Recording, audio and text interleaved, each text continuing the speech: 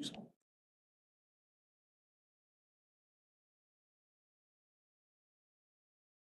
right, recording in 3, 2, and good morning, everybody. Welcome to the Spending Affordability Advisory Committee meeting, February 13th.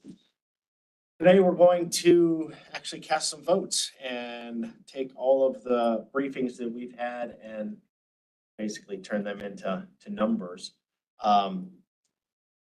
So I know we have a quorum, so we're set to go, and we can start our presentation and our discussions and cast some votes.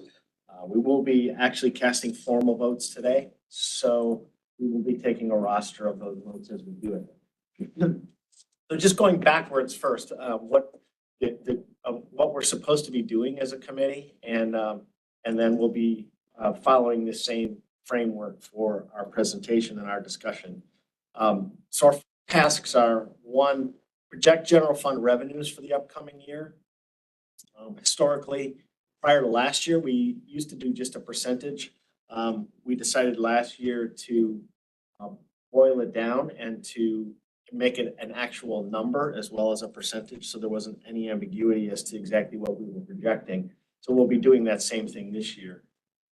Secondly, looking at the long-term fiscal outlook, long-term or medium to long-term fiscal outlook, and then looking at multiple year projections.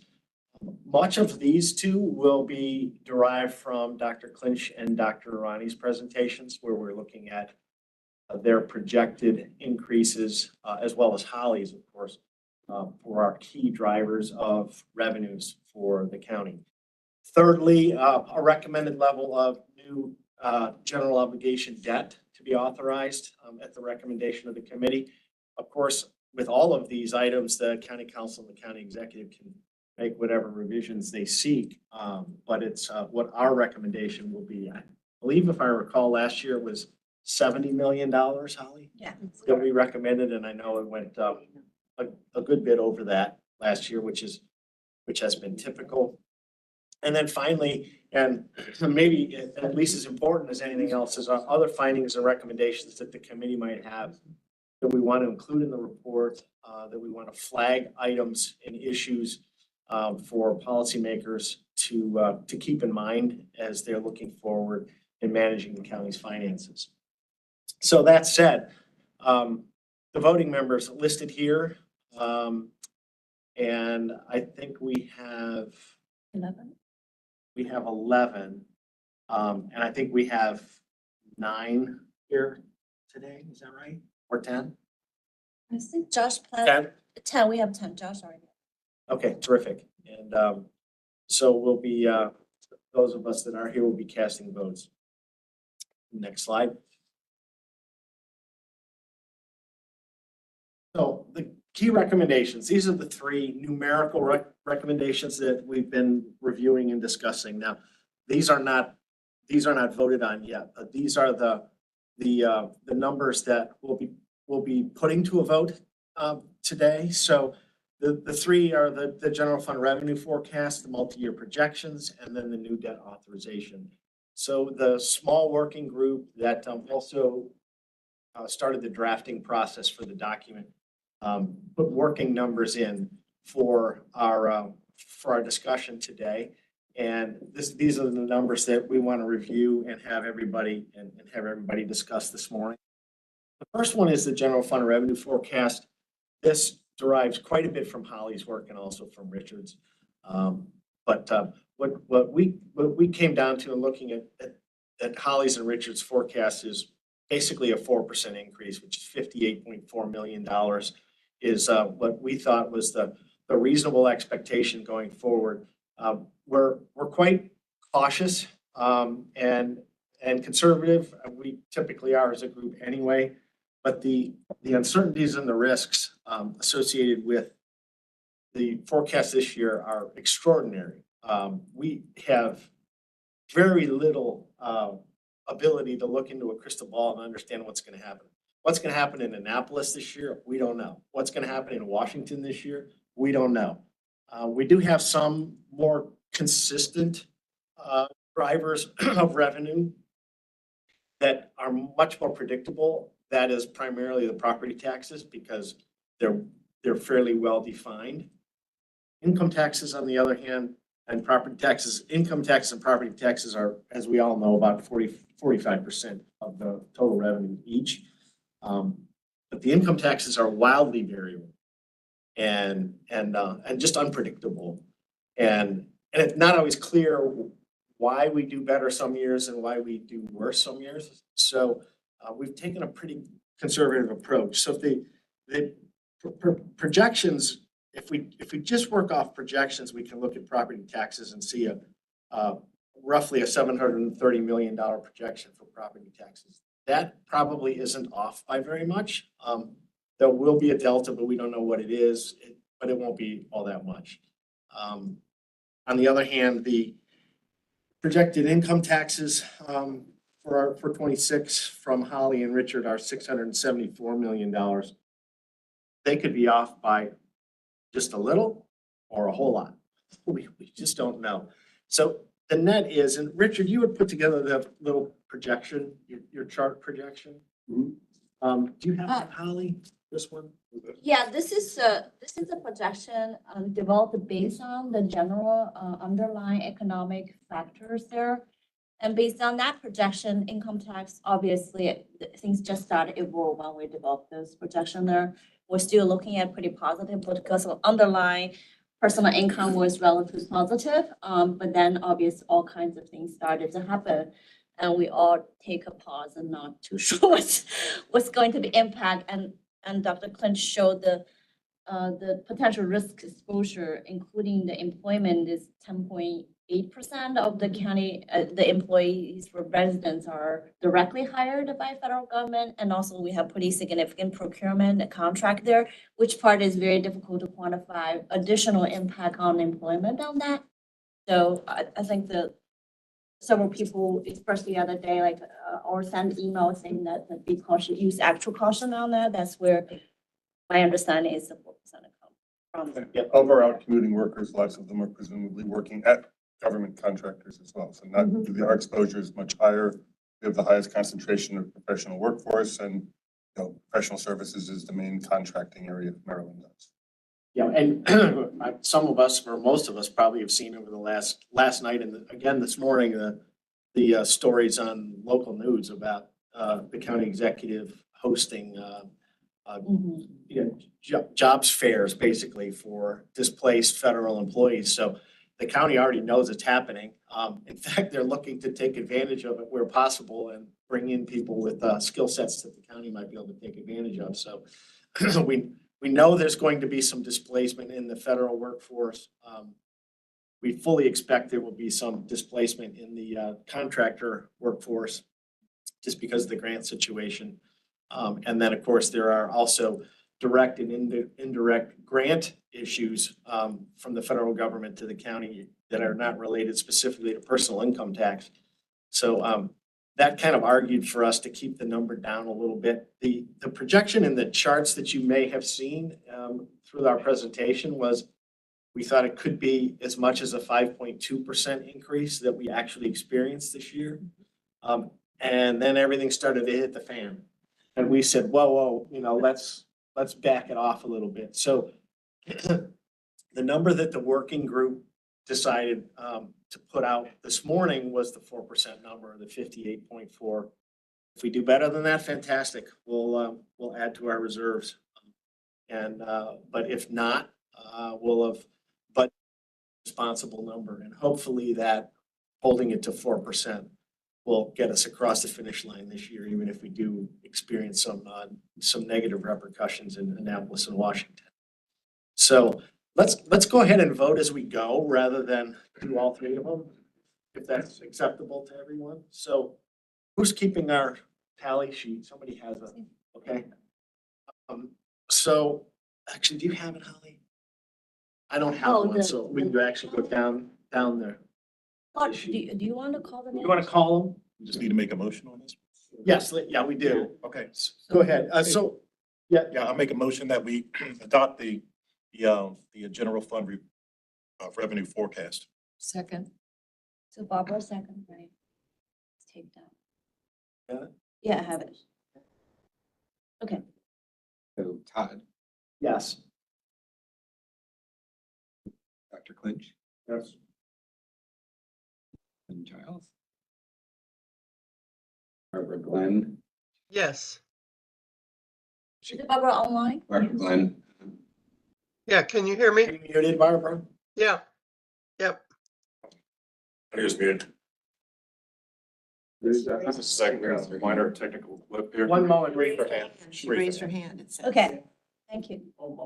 Let's make sure she doesn't have a question. Can you hear me? Can you hear me? Yeah, exactly. It has to be a vote. Yes. we didn't ask for discussion. We moved in second, we didn't ask for discussion. You know what? We moved in second, but we didn't ask for discussion. You're right. You're right. So we'll back up. As Jason's doing this, let's back up a half step here. Because we didn't call for discussion. So I do want to make sure we're following, thank you, following protocol. Robert. Is there anybody that wants to contribute or ask questions? Can I ask a question? For folks listening online right now who can speak, could you do me a favor and say something? Hi, this is Barb Glenn. Can you hear me? Thank you. This is Angela. This is Sean here. Okay, thank you. Jennifer.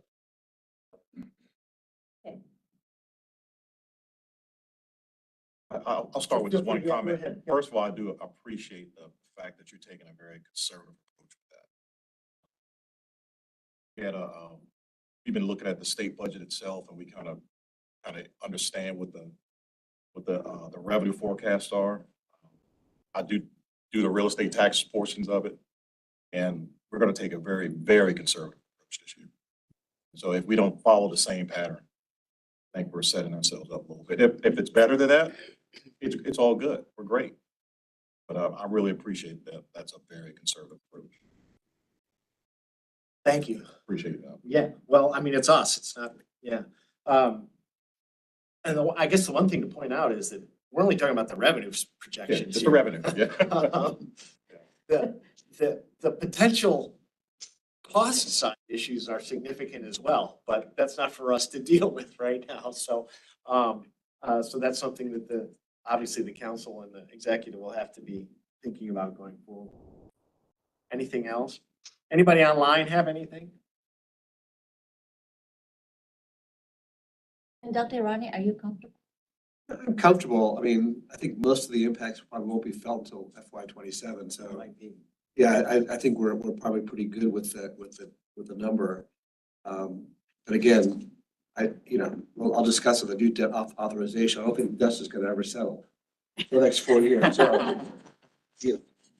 We did in the small group discuss that at least for 6 months, we need to be super cautious that, in 6 months, we may have a better idea where the state is and where some of the contracts and so forth are going to land. But I think that was at least my feeling of the conversation. Piggyback on Dr. Rani said, this isn't going to hit us fiscally until 2027 as much because of the lag in revenues. However, as Ellen points out in every meeting, whenever we authorize new programs, that creates long-term. So the question is not recognizing, I think in the report, we have to recognize what Dr. Rani said, which is that, this isn't going to hit right away, but it is going to hit down the road. And we don't want to build in, as Ellen has said, more costs and then have to be bigger cuts or restrictions in 2027 and out years. I'll just say we're in a haboob. Okay, we're not, the dust is not going to settle. We're in a dust storm. And it's something that we have to be especially careful of. And I thank you, Richard, but looking at those obligations we take on, most people look at this as a one-time thing. They look at it in a capsule, and it's not. It touches on all kinds of things and goes on forever. And whenever we expend money or borrow money or any of those things, we've committed to a long-term obligation. And it isn't just this year. And so we have to be more careful. I realize we don't have the authority to recommend, expenditure, but I mean, at least we put something there like, please do not take any new programs. That's other. Okay. We go into We'll get there. Good. other. And some of what's already, now we've touched on here, may have more relevance to the multi-year projections Yeah. and certainly to the new debt authorization, the capital program. So we'll get into those in a little more detail, both in the voting and then in the other category when we get to that, because there's a lot more detail there that we'll go through. So any other comments? And then we will call for a vote. I apologize for the backtrack.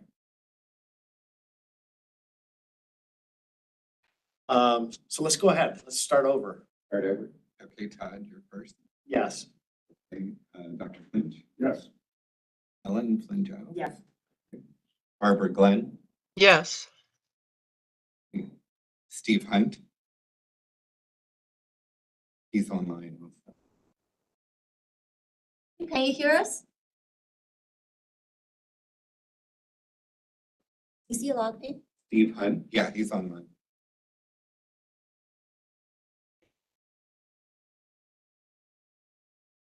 Gotcha. Steve, can you hear us? Yeah, can you hear me? There you are. Yeah. So Sorry. we're calling the vote. Yeah, yeah, I know my mic got switched off to I don't know what, but yes. Okay. That's good. There we go. Dr. Aram, Yes. Jimmy Jennings. Yes. Barbara Lawson, Yes. Sean McKinney, Yes.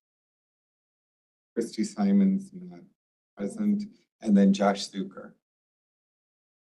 Yes. Everybody. You have 10 yeses. Okay, check that one off. Going to the multi-year projections, this starts to get a lot trickier. Trying to look 5 years into the future in today's world, in any world, is tough, but I think right now it's extremely difficult. So working off of the 5-year projections that we had and we've seen, we had anywhere from 5.2% projected growth to 3.4% projected growth. So over the 5-year average came out to about 3.6% from the projections that we've all seen and have looked at. Actually, it might be marginally higher than that.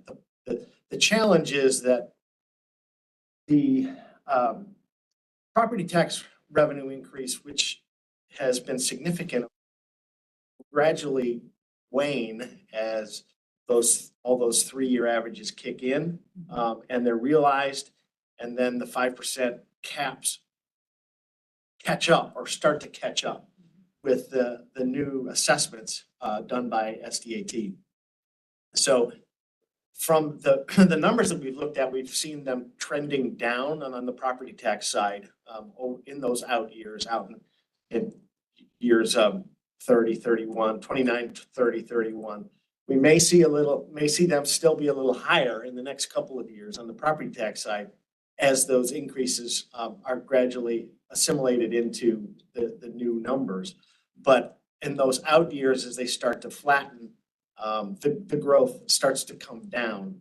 So the number that we settled on when we were going through the discussions was using a 3.6% number for those projections looking forward, which actually, if we look at compared to last year's projections, we're still projecting a higher rate of growth in this year's numbers than we were last year. So it's a tribute actually to the county, but I think it's driven as much as anything by those significant property tax assessment increases. So we probably could go a little bit higher in multi-year projections, but again, if there's any sort of real estate bottoming,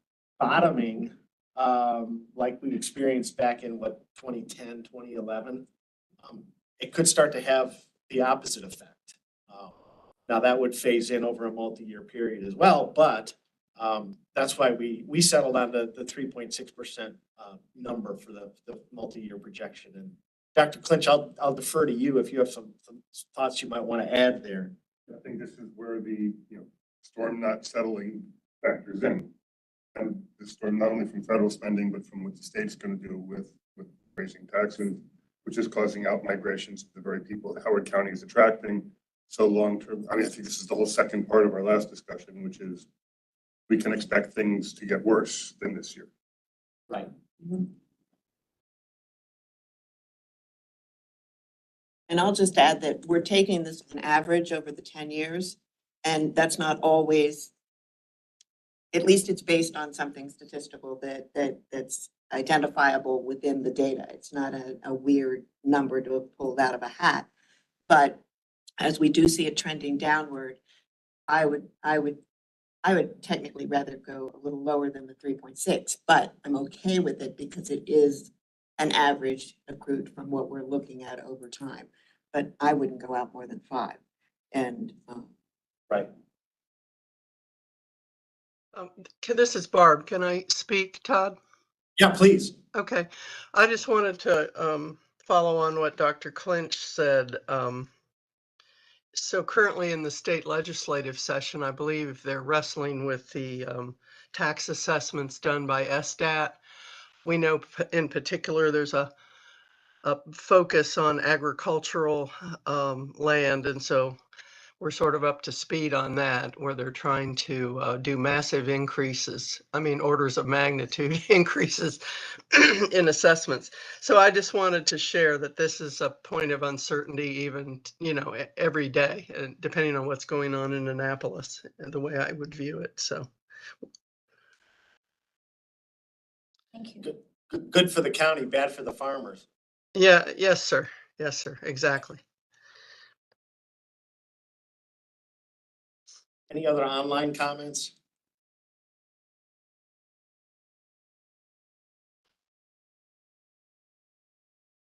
need a motion.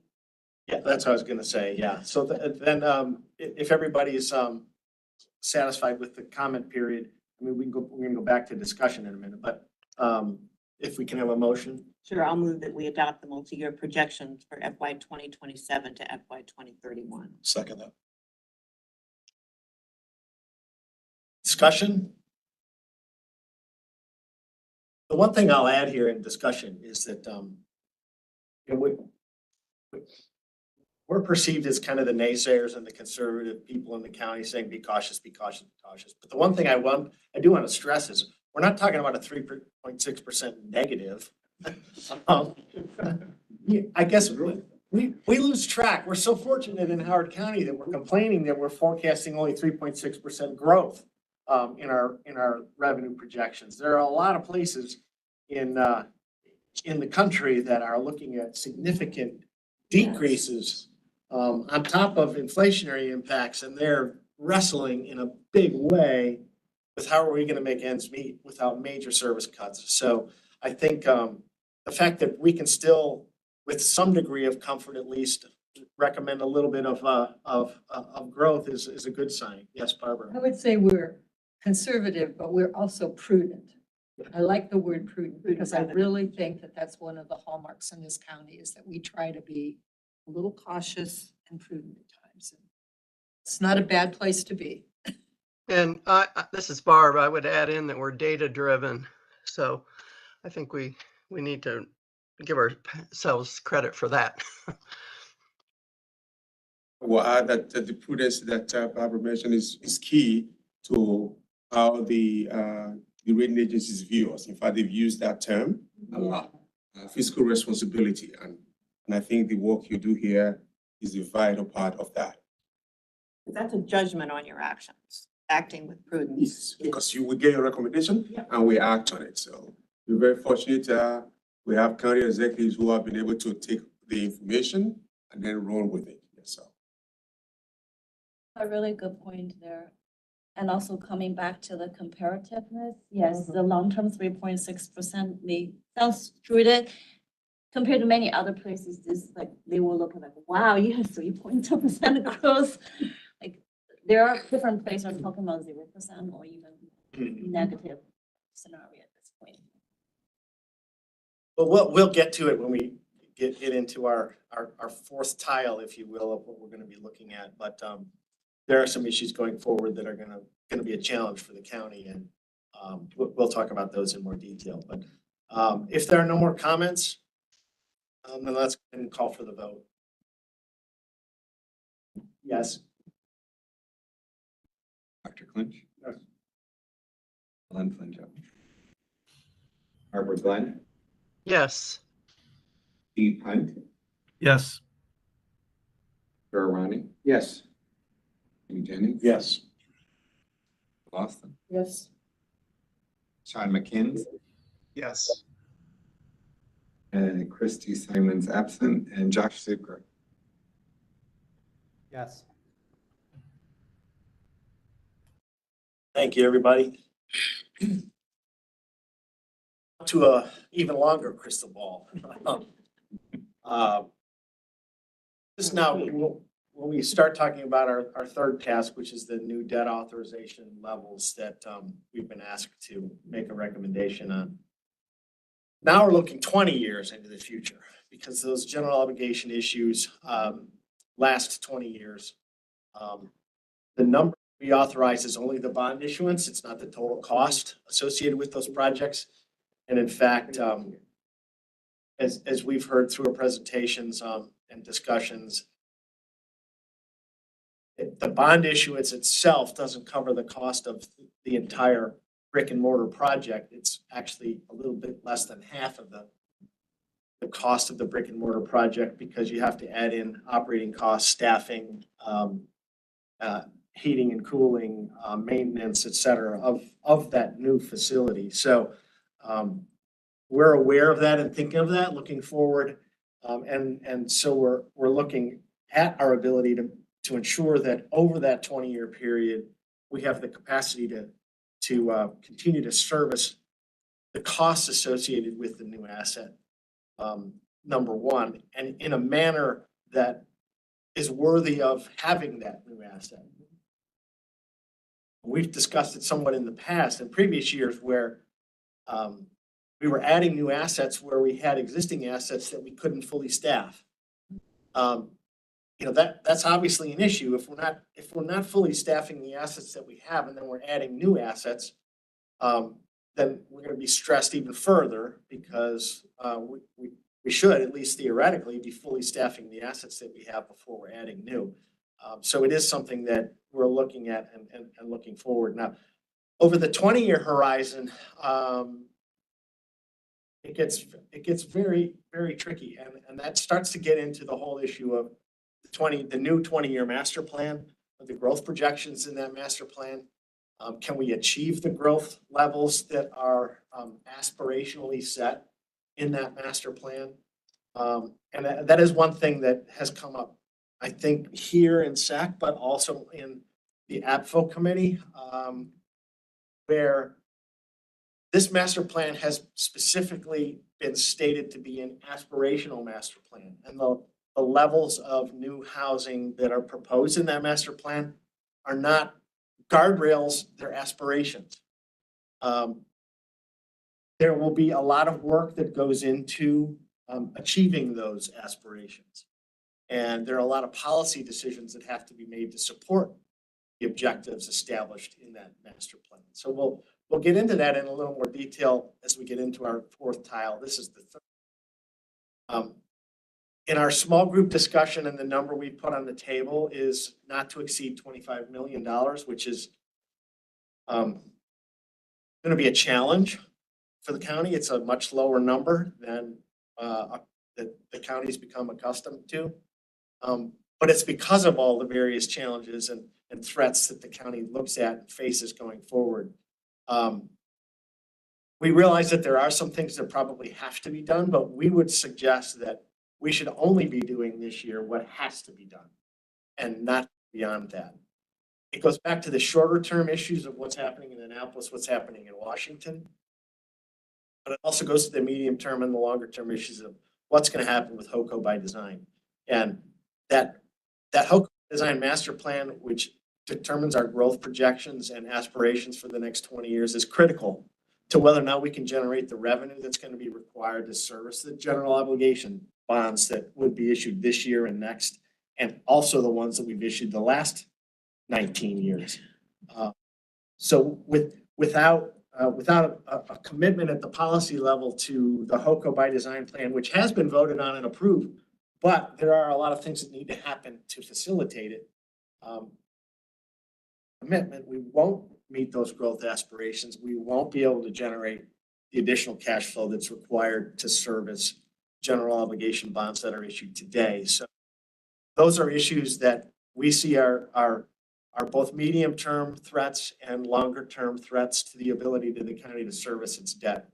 And we don't want to add debt and add assets that we then find ourselves struggling to service the debt and to staff the assets. So that's why we've settled on a very conservative number in the small group, and we'll put it to a vote in a moment.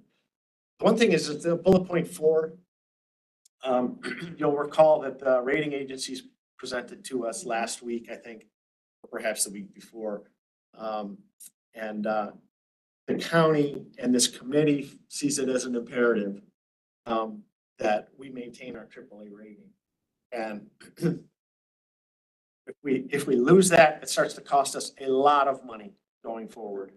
And even marginal reductions in your rating from the agencies can have a major impact on your ability to borrow at attractive rates and terms. Can I point out that also we have a triple AAA, so we have all 3 Correct. ratings agencies, and so even a fall off of one of those changes our borrowing credibility. Yep. And changes where we might be eligible for things, where we're at the table, taking things because and that's dangerous. Exactly. And it's important to recognize too that the presentation from the rating agencies pointed out that both Prince George's County and the state of Maryland are on negative credit watch. Yeah. The agencies are paying attention to what's happening in Maryland. It will be very challenging for a small county in the middle of a state which is on negative credit watch to continue to maintain our AAA rating if our parent, if you will, is on credit watch. And so we have to be very cognizant of that going forward. And that's why we want to make sure that we're maintaining our good ratios and good relationships with the rating agencies so we don't put that AAA rating at risk.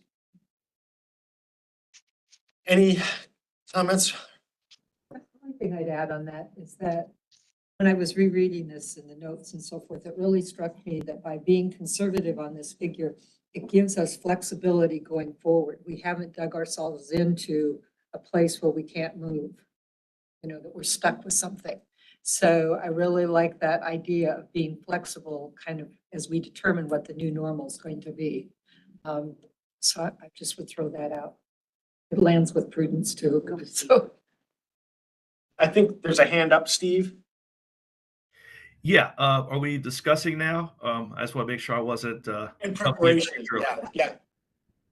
Okay, so thanks. I'll try to keep it as brief as humanly possible, but a few things I want to throw out here is, I think in the last bullet, we were talking about multi-year projection. I think it was Barbara Lawson who said, the fact that, she talked about things being fact-based and data-driven. And I think that is an excellent thought. And I've always been supportive of opinions based on those elements. And the fact is, if we throw out a $25 million number or a zero, as was suggested in the working group the other day, we don't have the facts to back that number up. Number one, we authorized and issued bonds during a Great Recession. We authorized and issued bonds during a global pandemic. And now we're saying, because what we think may or may not happen, looking at our little magic 8-ball, now we're going to stop. I just think that's an unrealistic expectation. So that's number one. Number two, during the presentations, we have, I believe, 2 slides that show that if we did $90 or $95 million for the next few years, we'd be well below our tolerance in terms of our debt service ratio. So to come back and say 25, when we've got a slide that anybody could pull up that says we're good at 95 or 90 or whatever that number was, I know it had a 9 in the front of it. again, kind of blows up our argument. Number three, this is a recommendation. And while we can be conservative, I think we need to also still be realistic. And I don't know about anybody else at the table or in the room, but I trust our county executive, our county council will, when it comes time to do this, we'll look at the facts on the ground at that time, not what may or may not happen, and make smart decisions. So I just don't think this is a realistic or logical number to throw out there. I think, we would have a whole lot of fun with this number if we present this to the executive or the council. And again, even if they authorize a high number, doesn't mean they have to issue them. So I think there's a fine line between conservative and unrealistic, and this one may cross it pretty darn well. And now I'll stop there. I could go on, but I don't want to take up the entire conversation. What would your figure be? 75.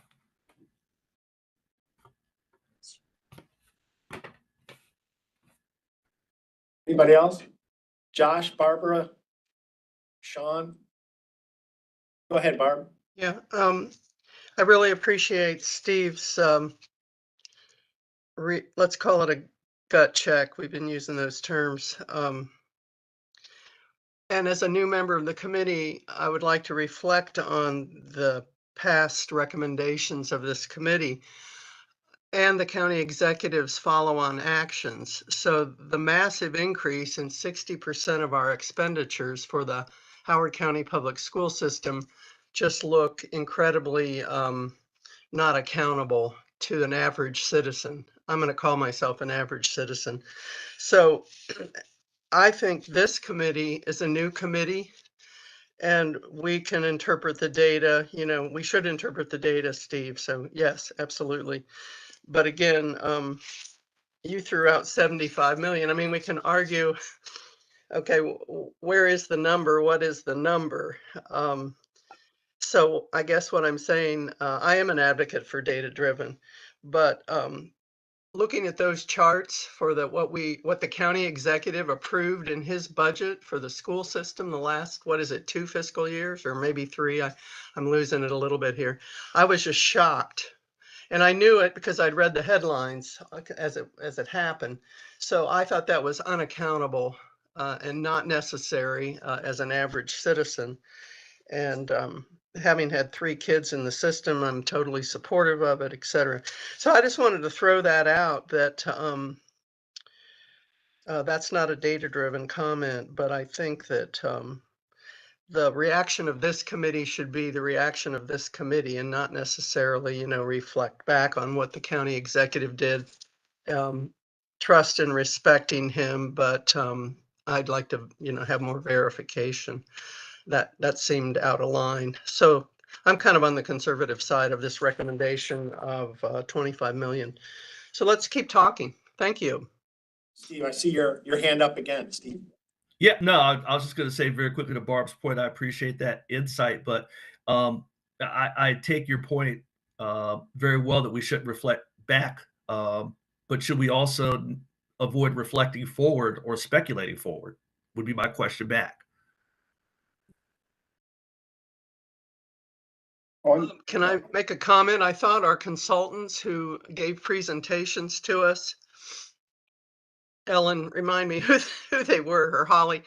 I was really listening. Yeah, I was really listening to those people and their recommendations. And I guess, Steve, that would be my response to try and answer part of what you're saying. I know maybe it doesn't feed the bulldog, but I was listening to those expert consultants. Thank you. Thanks, Barb. I'll have to remember to feed the bulldog. I like that. We try to do that in agriculture, feed the bulldog. I like that one a lot. Thanks. Yeah. Richard? On a data issue, we do have, a lot of the capital goes to the schools. We have a declining enrollment. So we have data that enrollment is down, and we have credible projections that enrollment will continue to fall going forward. So the question is, what do we need to build for whom, for what, for when? So I think cutting it back makes sense. So is 25 the right number? I think we can throw different numbers out. Go ahead, Ellen. Yeah, I'm just gonna, I mean, I come back to Dr. Ronnie, who said, what do we have, what do we need, and for how long? And one of the things that Todd brought up is that, you know, any new project brings with it additional annual costs in the operating budget, but also the original authorization for a capital project represents 45% of the capital we'll have to invest in that facility over its lifetime. Another 55% will have a direct impact on our CIP as we go forward, because we're gonna have to do replacement roofs and systems and all of those things over the life of the project. We also have a changing environment in terms of how we work and how we're gonna continue to serve our constituents and our customers and whatever. And is investing in more brick and block construction necessarily where we need to commit ourselves to for the next 20 or 30 years? Or do we need to reassess what we're doing and look more carefully at where we make those investments, which still may require capital investment on a technology level or on training or equipment or something. But I think we need to be prudent, and the numbers we were looking at that said that this would work are before the latest dust storm hit. So I would say there's more of a reason to reassess and be careful and prudent. I'll kick something in here too. There's nothing stopping us from making up borrowing, if you will, next year, if this year was too low. I think what'll happen in the next year, which might give us a little bit more confidence in our crystal ball looking forward, is what does happen with HOCO by design? What does happen with the AFFO committee? What does happen with Annapolis this year, and what kind of impact does it have? Will our growth rate start to recover from less than 1% a year where it is now? Will we be hit as hard as we might from cutbacks in Washington? We don't know that right now, and that's where I get a little nervous about making long-term commitments. And I think it was Richard, you just mentioned about the school system. You know, the school system has added 2,800 seats to the system since enrollment peaked in 2018, 2019. We've added 2,800 seats. We now have more seats than students system-wide in the school system, and there are 2,000 additional seats that are scheduled over the next 6 years. So the question is, obviously the schools have been a big driver of our capital needs. They may not be going forward. And in fact, I might argue that they shouldn't be at this point, with more seats than students available right now and another 2,000 seats on the docket, if you will, scheduled to be delivered over the next 6 years. You know, at some point, the capital stresses of the schools start to relieve the county of those obligations for new capital obligations for the schools. So that doesn't mean we don't have capital needs anymore. It just means that a major driver of our capital needs isn't there anymore. And I think things start to become a lot clearer. If we think back to the one chart that I believe it was Jeff Brownell, or perhaps it was the schools that made that one chart that showed the projected growth rates for enrollment in the schools that were first published in the 2018, 2019, where they were continuing to project that 2.5 or 3% school enrollment growth. And then the next year it went down a little bit. And then the next year it went down a little more. And then the next year it went down a little more. And then it inverted. And now it's trending marginally downward. Each year is less. Each year is less. And the point is that it took 5 years for the school projections to catch up with reality.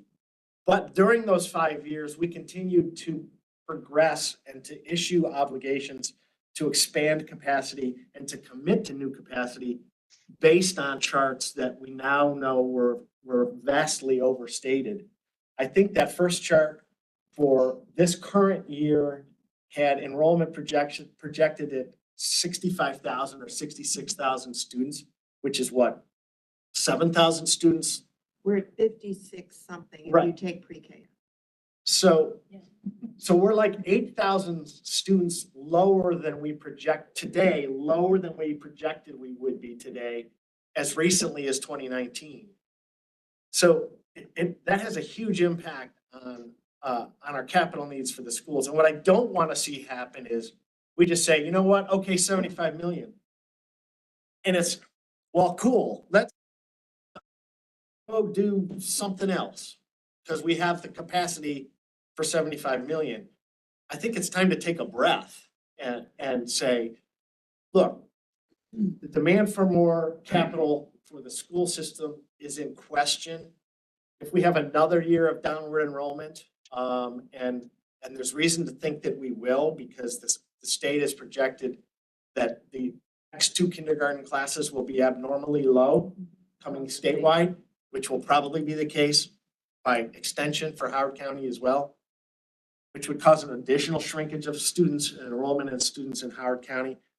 I think then it starts to make it a lot clearer for the county on what our actual needs are going to be, at least on the school side of our capital needs.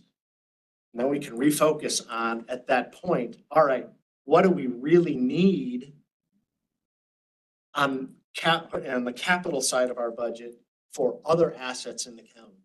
So that I guess, Steve, that's a long answer to your long question, but I don't know if it allays your concern at all. We will put your 75 million up for a vote, because it deserves it. And if anybody has another number, we can do that as well. We can vote on as many proposals as we like today. Just like to say that 1 year goes by really fast. We'll be sitting here next year with more information under our belt about all the change that's going on right now. We're in a change environment. And I just always think it's best to change environment. As Ellen says, let the dust settle.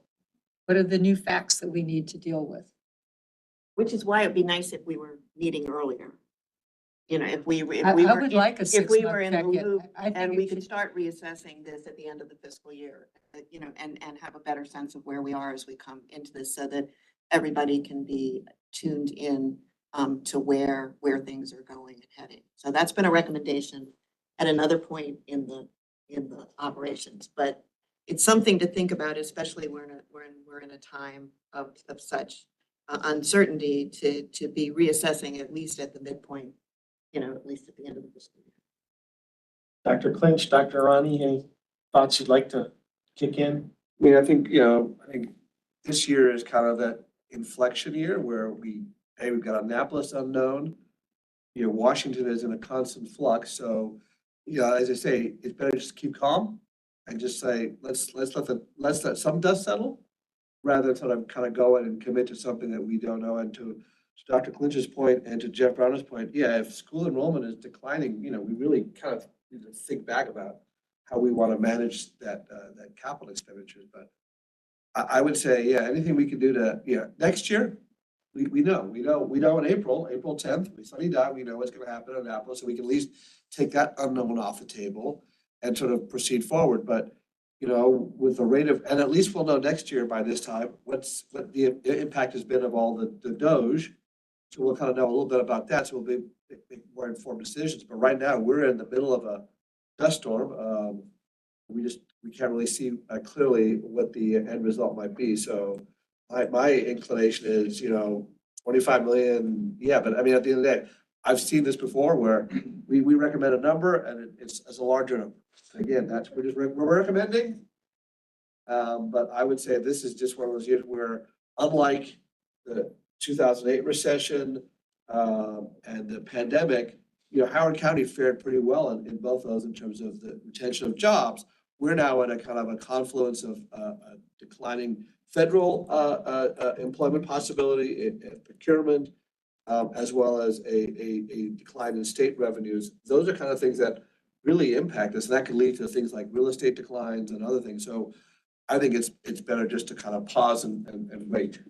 So Todd, let me just wait a second. I mean, my mind is kind of all over the place because I'm right in the middle of our legislative work right now. And it goes from our federal starts in June, layers down to, we had our lobby day yesterday, which was canceled through Annapolis. But I mean, we've been through the last, I'm gonna say 6 weeks as the co-chair of our legislative work. I'm gonna say 50 House bills and just, 30 Senate bills, and just to see how, some of the decisions that there's so many unknowns as far as revenue and energy expenses and tax on services. There are so many things flowing through Annapolis head right now. And they want us to weigh in on their what do we think about the budget? And it changes even from, I just got some, a note from the FPC last night from the federal side. It's just, the decisions you make, and I'm saying be very cautious this year and be extremely conservative. You have to be very careful about debt servicing. You have to. If they're thinking about that nationally now, and I'm telling you right now, our state is going to be very careful about debt servicing. And I'm not sure why in our county we should be doing the same. We need to expect unexpected. You just don't know. And it's okay to take, I'm glad you said the word, take a breath. You need to take a breath. You need to breathe a little bit.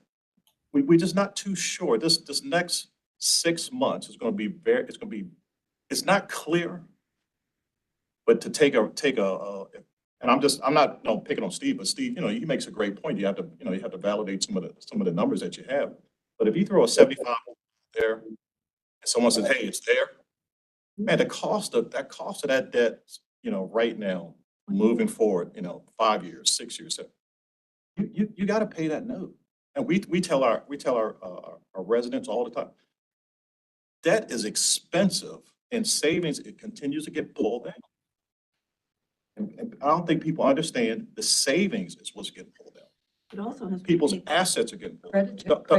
Credit cards are It is, at an all-time high. we have got this big push of financial literacy back into our educational schools.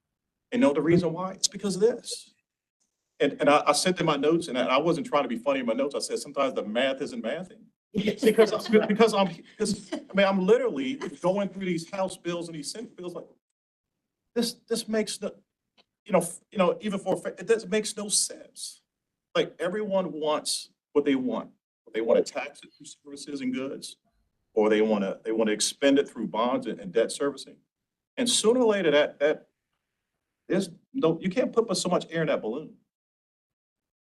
Dr. Clinch? So I'm just saying I'm glad we're being conservative, but I think just for 1 year, just be extremely conservative. It's okay. This year will go by really quick. It really will. That's what I just said. It really will. The older you get, the faster it goes. There's some sort of axiom about that, I think. It's through a quarter. Huh? We're almost through the quarter. I know. mean, in I know. no time at all, we'll be at the end of the fiscal year and have some idea on some other things and move forward. So let's. So Dr. Clinch, I appreciate everything he says because I'm listening, Lawrence Hume says the same thing every month. And you're literally repeating, every economist nationally are repeating the same message. And as additional context, the state of Maryland economy is not growing. It's not adding sector jobs. It's raising taxes and losing high income individuals. So the long-term growth from the state level, I'm not sure what will replace as the growth driver of the state economy, which again, just points to long-term conservatism to the dust. Well, you're not gonna like, I'm not gonna repeat what I saw, but you're not gonna like what I'm saying. What they think is gonna be replacing. But the high-end earners, your tax base, they're saying Maryland's too expensive. And Howard County, Well, that's what I was going to say is that as high income and high net worth individuals start to face the realities of what might pass this session, given that Howard County is the highest median income county in the state, by extension, you'd expect that Howard County could face a major impact from any kind of out-migration associated with reactions to new tax policy that would be perceived as threatening to those individuals. So again, that's another, I think, good example of a year from now, not even a year from now, in this case, several months from now, we're going to know what that new policy is, but we may start to see impacts from that policy a year from now and our work a year from now that right now we're just guessing. I mean, and Steve, you're absolutely right. When we talk about, well, we're data driven, so we're committed to the numbers. And the problem is the farther you look out, the less data driven you can be, because you have no idea what the numbers really are going to be. You can make assumptions. All right, everything else equal, this is what we think the numbers are going to be. And then there's legislative changes. There's changes in the macroeconomic environment. There's changes in the state, all of which translate down to major changes in what we're looking at and what we're facing here in the county.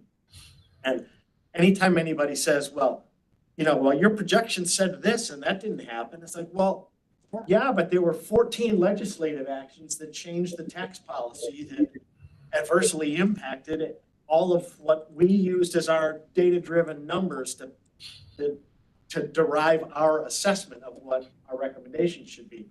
We don't know what those are. We know what they're looking at now. But go ahead. Make a motion that we authorize no more new debt than 25 million. Does not exceed 25 million. I'll second. Discussions. Steve, we've been trampling all over you for about 15 minutes now. I want to give it back to you if we could. I think this is the right approach. Let's just take the vote on the 25, and if that passes, then we just go with it as a committee. Any other comments? Josh, you're uncommonly quiet this morning. Yeah, I'm sorry. I'm I'm on a trip and not in a phenomenal place to talk. Look, I am concerned about what we don't know. Like I've been meeting with folks on Wall Street all week, and I think the national economic mood, at least from what they're seeing, like the irrational exuberance that existed after the election is gone. I think we are probably months away from people starting to predict a recession. There's a lot of concern about input costs and unintended consequences of careless budget cutting. So look, if I could, I would take 25 down to 0, but it's not where we are. That's what we started. I wanted to say that. That's where we started. We'll take it down enough. That's where we started. We just took it. Yeah. And anybody else? Any other hands? All right, we have a motion. Second. A second. Well, you already Wait a said it. second. It's okay. Okay. So I'm gonna call the question. You what? I'm gonna call the question. Let's vote. But so the motion is that we propose a limit of $25 million for the new general obligation issuance for the county for this year. And my vote is yes. Yes. Ellen Butch. Barbara Glenn, Yes. Steve Hunt, No. Dr. Arani, Yes. Jimmy Jennings, Yes. Barbara Lawson, Yes. Sean McKind, Yes. Christy Simon's absent, and Josh Zucker. Yes. Thumbs up. An animated thumbs up. Okay. All right. Thank you, everybody. So let's go ahead and move on to the next slide. This is where we get into kind of our more narrative, if you will, for our talk, for our report. I apologize in advance. So these are going to be a series of bullet points that kind of summarize the backbone of our report. And I want to go through these. I want everybody to have the opportunity to look at them, to read them, and have us comment. This is a compilation of all of the presentations that we've had, all of the comments that we received back that you sent into Holly or me. And we tried to organize them in kind of a a rational sequential way. We talked very early on about not just an executive summary, but a series of bullet points that effectively turn this into our elevator presentation. If you have 5 minutes in an elevator and a long elevator ride to the, to the top of a building, what is it you want to say about where Howard County is now financially and where it's going? So, so this is that series of bullet points that I would hope that when we're done, we're all on the same page or a similar page, but at least we have these bullet points as our backdrop for the basis on which we made our recommendations to the county and where we see the county going. So number one, we face exceptional risks. They're both internal and external. When I say internal, it's things like HOCO by design and what the legislative body in Howard County and the executive do in enabling HOCO by design to achieve its objectives. Those internal and external risks will challenge our revenue situation in the next several years. We as a committee believe this should lead to a matching level of budgetary caution. So the annual spending growth, as we said, we've voted on this, will be limited to 4%. Mid-range revenue growth projections at 3.6 and the capital project outlays to $25 million. We do continue to enjoy the highest median family income in the state. Remember, we all know this, we see it, we live it, we're in these committee meetings and we appreciate it. Most people don't. If you go out in the public, most people know very, very little about what's here. This is why I want to make sure that we're all together, that anytime any of us have the opportunity to provide some insight to community groups, neighbors, friends, if you're making a presentation, if somebody asks you a question, you have this kind of basis of things that you can grab from and point out. So we have about $145,000 a household here in the county, but we are heavily dependent on direct and indirect payments from federal employment from Washington. So decisions in Washington have an oversized impact on Howard County because of our dependence on on those jobs and that revenue from the county. And it changes our employment picture rapidly in a major way, and therefore it changes our revenue picture. So furthermore, the taxation proposals in Annapolis may provide incentives for out-migration of many of the higher income county residents, referring back to that high median income. We have more than our share of high income residents.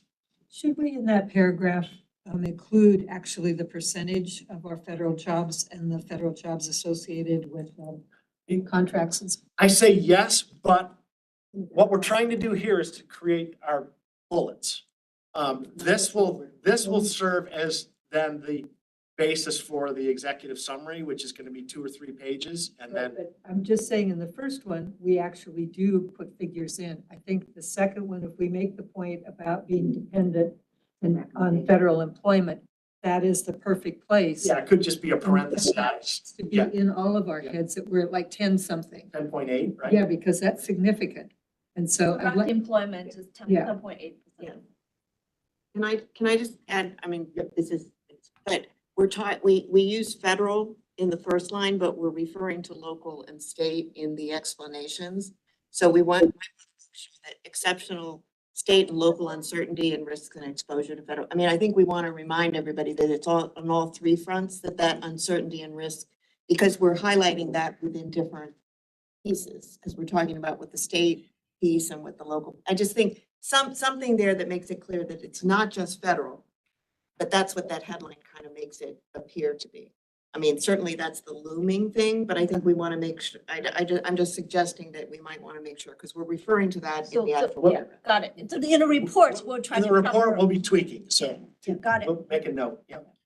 And I would really maybe think we should consider a bullet item before this one saying, recognizing the strength of the county. Yes, Yes. some positive first, yes. We have a Good point. triple AAA weight rating, Yes.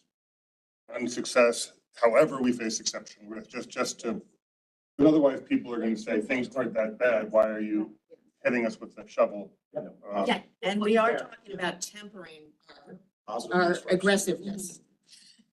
So we Always think it positive looks first. good, but we're gonna pull back a little bit.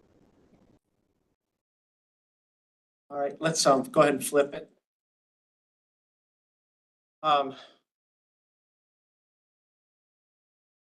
So, schools. Public school enrollment is down over 1,000 students since the peak, which was in 1819. Projected to remain stagnant for the next 10 years at best, and it may in fact continue to trend downward. It wouldn't be a surprise, actually, for a lot of reasons, not just out migration from the county or the state, but just demographic changes in the number of kids that are being produced in our households. And I'm sure that any of you that have any conversations out there, they all think the schools are overcrowded and the county's growing too fast. That's still the guiding light of people's perception. But it's not true.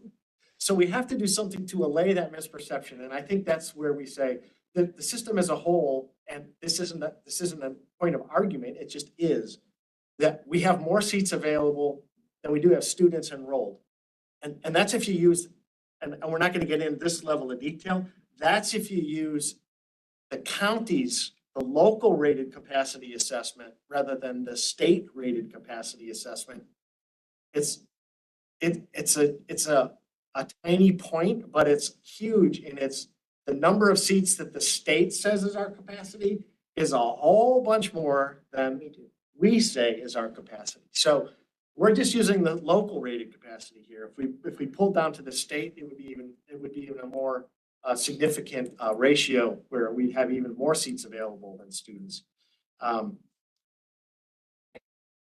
Despite the flat enrollment growth and despite the fact that we have more seats than students, the budget has increased by about 30% over the last 5 years. And the school system is now requesting almost 9% increase this year in that recurring county funding. So public spending now accounts for way over 60% of the county's annual budget. And the point here is that trend is just unsustainable, and it will squeeze out other needed spending in a full service county. And that kind of bleeds into the next bullet point, which is only 30%, and this was new to me this year, only 30% of the households in the county have children in the schools. 70% of households do not. And all of our growth as a county, the growth is limited, obviously, but nearly all of that growth is driven in the 60 plus age group. So our demographic is changing in a major way. And the one thing you can count on is people in the 60 plus age group vote. And as that demographic changes in the county, I guarantee you the voices to service that increasing demographic are going to get louder. And the struggle for resources, for scarce resources in the county is going to get very challenging. And if we're continuing to bump the schools at 5 or 6 or 8% a year, when our growth is all in the older demographic and we're not supporting that older demographic, we're going to create an unpleasant situation in the county in terms of fighting for resources. So, and remember also, and Josh has pointed this out, is that older fixed income residents don't pay anywhere near the level of taxes that working age families do. So we're getting that growth in that demographic. They're paying less in taxes, but they're going to be demanding more in services. So we have to be prepared for that reality, that if we keep spending on the schools as if the schools are driving our growth, that's not what's happening. And we're going to get ourselves stuck. So any comments there on those? Todd, it's also, oh, sorry. Meg has her hand. Okay. Who's hand? Meg. Meg. Oh, Meg. Hi. Can you hear me? Yes. Okay, good. Sorry, I'm gonna have to go shortly, so I just wanted to just share a few things. I'm not a voting member, but I'm here, I guess, to give you guys information. So just to point out a couple items.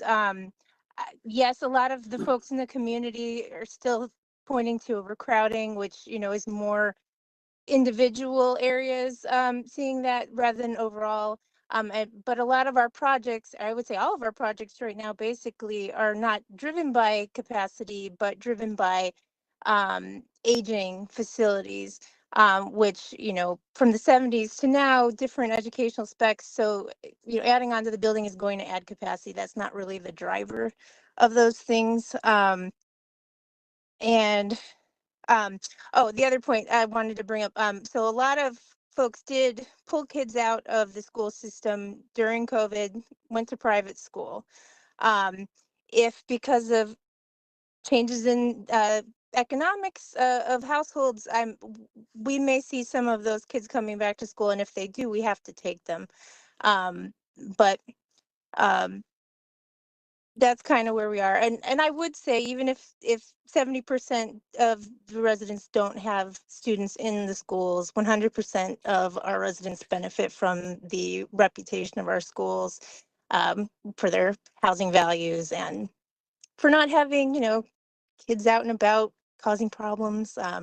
We want to have them in school and have them succeeding and continuing that reputation. I would say as one of those families with a higher income, I mean, that's why we're here. That's why we stay. So anyway, sorry, that was just my 2 cents I wanted to share. Oh, and sorry, one last thing.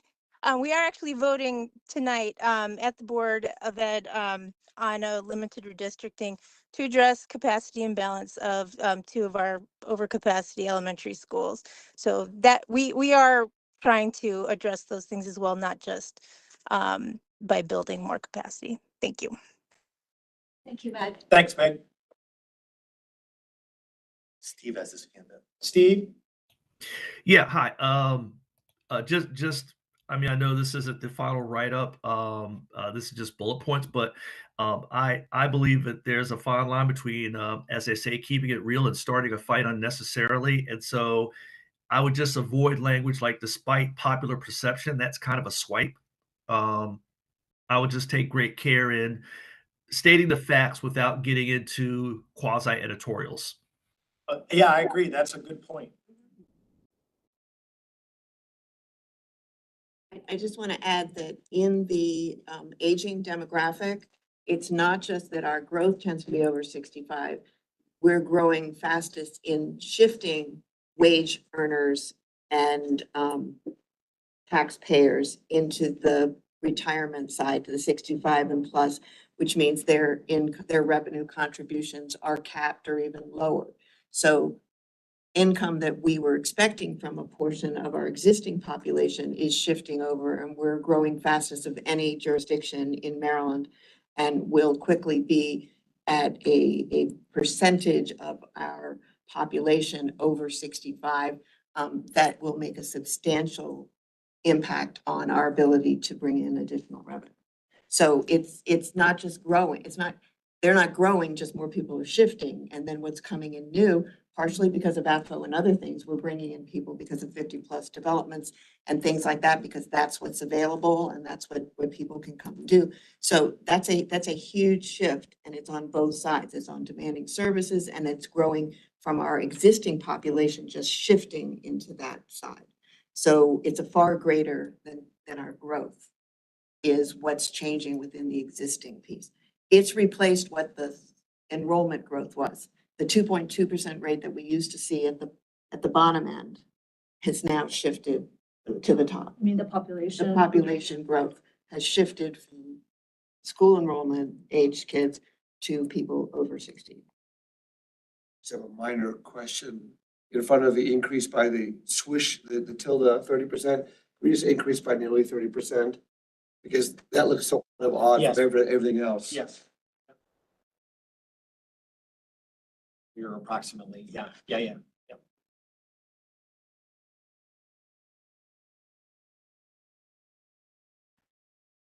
All right, next slide. So along the lines of what we've seen previously is this idea that promoting growth is really the key to a sustainable future. And this goes to all of Jeff Brownow's work, which is remarkable work. Stock for the last several years is increasing at less than 1% a year. result, obviously, of a very limited amount of supply of land, developable land. That's a key factor.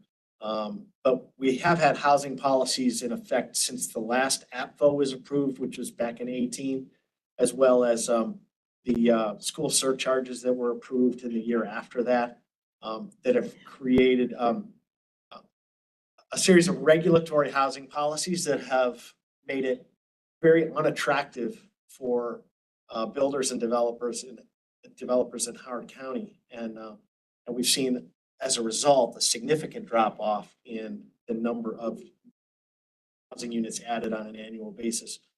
I think this past year, if I remember Jeff's slide correctly, is only like 700 units against a base of 120,000. So that's closer to 0.5% than 1%. Very, very low. Despite the fact that there's a demand for housing that is in Howard County. And obviously that's going to be reflected where you have a demand for 30,000 additional units in the county looking forward, and we're only producing 700 a year. Well, economics doesn't lie, you know. If there's demand and there's no supply, then prices are going to go up, and then and even less will become available. And the issue is that without a commitment to the aspirations of HOCO by Design in the 20-year plan, we're going to continue to see that undersupply of new housing units. And if we're going to prosper, we have to be attractive to the working age population that wants to be here. And we'll be rising, and and we'll be on an upward trend. Right, and if we can't provide housing options to that working age community that wants to come to Howard County, we can't replenish them, and we'll just keep getting older. School enrollment will keep going down, and we'll keep getting older as a county, and we'll be looking at what I would say is, you know, kind of a long-term glide path down, because we won't be able to increase our tax base because our working age population will be going down. So we have to have this looking forward. So it goes to issues like higher density zoning, which is contemplated in HOCO by Design. That's going to be controversial and difficult. That has to happen in the next year to support the master plan, which has been passed. It goes to the adequate public facilities ordinance and how that works to support HOCO by Design or not, because the changes to APFO subsequent to the last master plan made it worse, not better. And there are major structural issues with respect to how APFO is set up relative to how we facilitate new development in the county or delay new development in the county. That's what's happened in the last 5 years, is that more and more potential development is being delayed by APFO, which just adds to the cost and makes it less attractive for the development and building. That's the net of these bullet points on this slide. Any thoughts or comments out there? Saying amen to all of this. Go ahead, I'm sorry. I'm just saying amen to all of this. No, he's saying that. Yeah, It's and your Todd, work, Josh, you better be. this is Barb. The second bullet says without a commitment to the 20-year master plan, but the master plan's been approved, right? I think you have to say regulatory or the regulations or local Well, support. we can add a qualifier there. But the point is that there's a lot of work that still has to be done. Yes, The master plan is passed. yes. But I mean, to Regulatory commitment, a implement regulatory, facility implementation. legislative regulatory or something like that, because it's about zoning, To the changing, implementation. all of those things Implementation. that are required to support the aspirations. Yep. Yeah, I just wanted to note that, you know, HOCO by Design, so much sweat equity went into the approval of that. It represents the will or the aspiration of the people, and I didn't want it to, I don't know, I just wanted there to be balance there. So without a commitment to the aspirations, but it is an approved plan. So that's all I was trying to point out. Thank you. Implementing. Implementation. Yeah, that's good. Commitment to implementing. Yeah. Yeah. Steve, anything there? No, I am good with all of these. I think on the last bullet, I know we're going to talk about some other. I think we're going to get to a point, Todd, correct, we're going to talk about other financial recommendations. Yes.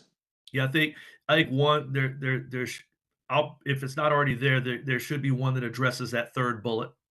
But short of that, no, I think this is a good slide. I'm good. Okay. Next. All right, final couple bullet points here. What? I'm just saying, Dr. Ronnie, there he is, right there. in the top. Yes, there you go. Ellen locked onto your comment. Locked onto that. I'm using Yes. it all the time. What do we have? What do we need? How long do we need it? We have a lot of resources out there that are sitting empty. A lot of buildings that are sitting, well, if not empty, a lot of offices sitting empty in school buildings. In not just schools, but one of the thoughts here is just to let's inventory what we have. What do we have? In many respects, we don't really know what we have. It's not widely known, and we're not thinking about how can we take advantage of it. Well, and how is it being used now? It was designed to be used in one way, 20, 30, 40 years ago. What do we have? How do we utilize that most effectively before we look at doing something else? So the second sub point here, what's so bad about mobile classrooms? One of the things that's come up in the AFFO group is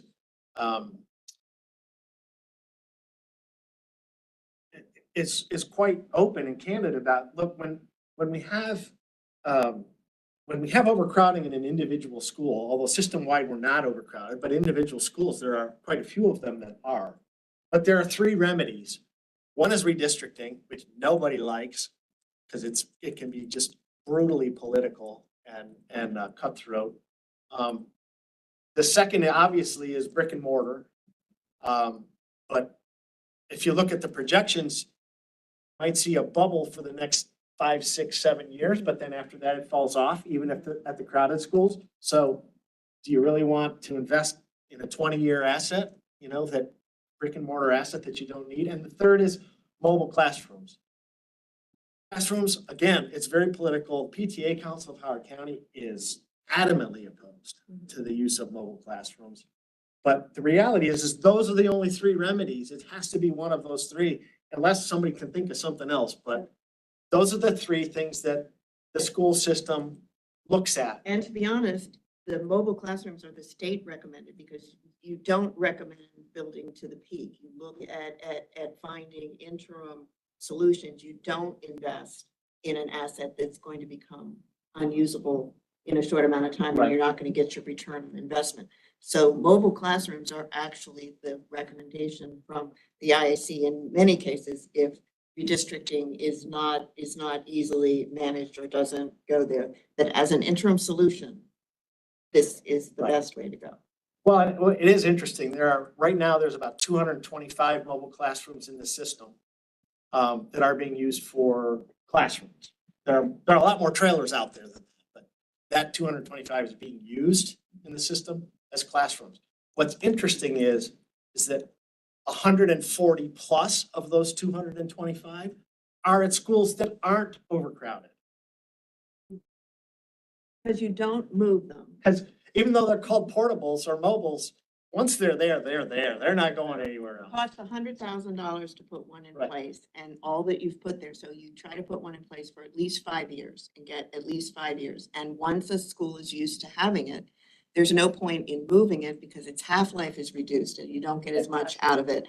And so you keep it there and everyone is happy to use it for GT classrooms or musical practices or meetings of other groups. And the irony is that one of the members of the AFFO committee is a teacher. And he very cautiously stepped up in our last meeting after listening to the PTA council being, just very vehemently against mobile classrooms. But he said, I know this might not be possible or might not be popular here, but You know, I've never taught in a mobile classroom, he said, but my colleagues, they fight to get mobile classrooms. They want to be in mobile classrooms. Because they control their own heating and cooling. They're not in the they're not in the mess of the school. There's not traffic going. The teachers love it. PTA council doesn't. He said, but the teachers, you know, so anyway, there are different perspectives on mobile classrooms, and I think it's something that we may want to point out. We may not, and you know, I look for your guidance there. And then lastly, it's not fun, but we may need to look at a major system-wide redistricting. You know, where can we make minor changes that might work, that would help out? I was glad to hear Meg said that they're looking at some, you know, as early as tonight. And the reason it's so important is that as AFFO stands now, if a school is over capacity, you can't develop in that region that goes to that school. That's the reason that this is so important, and how all of this gets integrated is that we can't add housing in those areas where the schools are overcrowded. But guess what? HOCO by design wants all of the new housing. That's where all our aspirations are, to go into those areas that are already overcrowded. So we've got kind of we're working at cross purposes in some ways. So we're trying to figure out how to make all of that work together. So I would just say that that's the purpose for this whole bullet point. Next bullet point is just maintaining reserves against increased risks.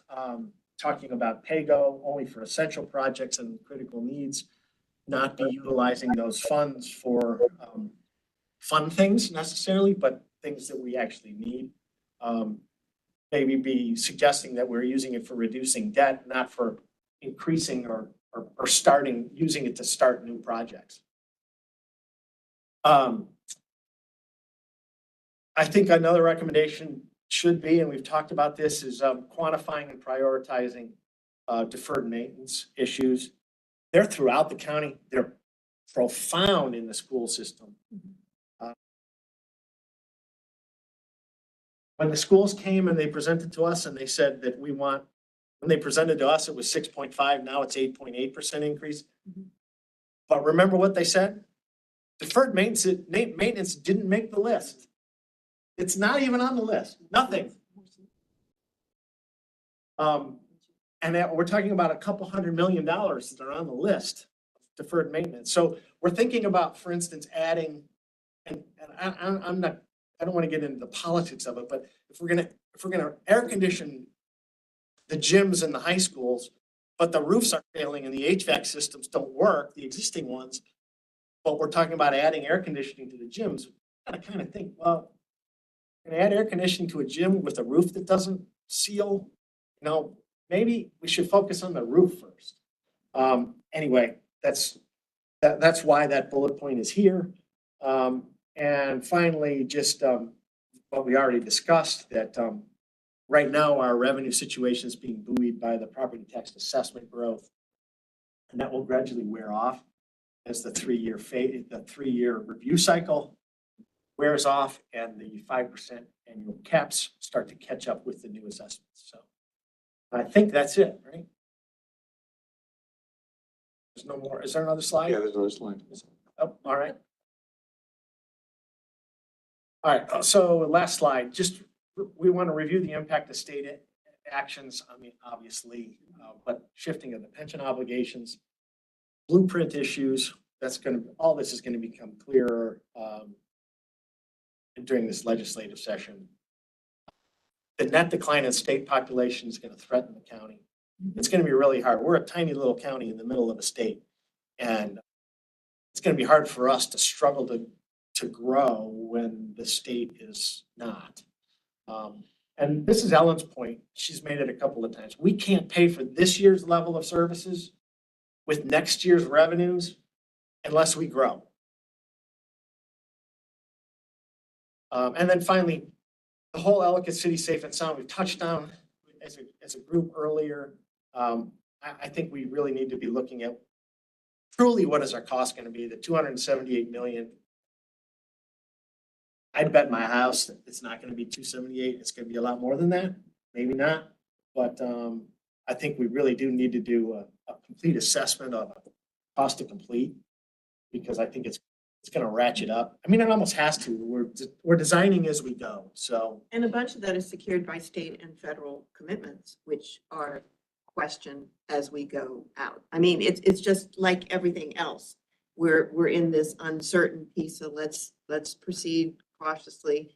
I like prudently rather than conservative, to be honest. I like talking about us making prudent decisions by weighing all the things. But yeah, I mean, that's the issue here. That's what we're counting on in order to do that. We know our revenue is going to be down. So, and we know the state coffers are going to be iffy and feds are reassessing what matters. And then finally, Barb has yeah, I go, want Barb. to go back to the population issue. Is there any research that shows when you lose your higher income folks that you have implications for brain drain, leadership drain, and corporate drain?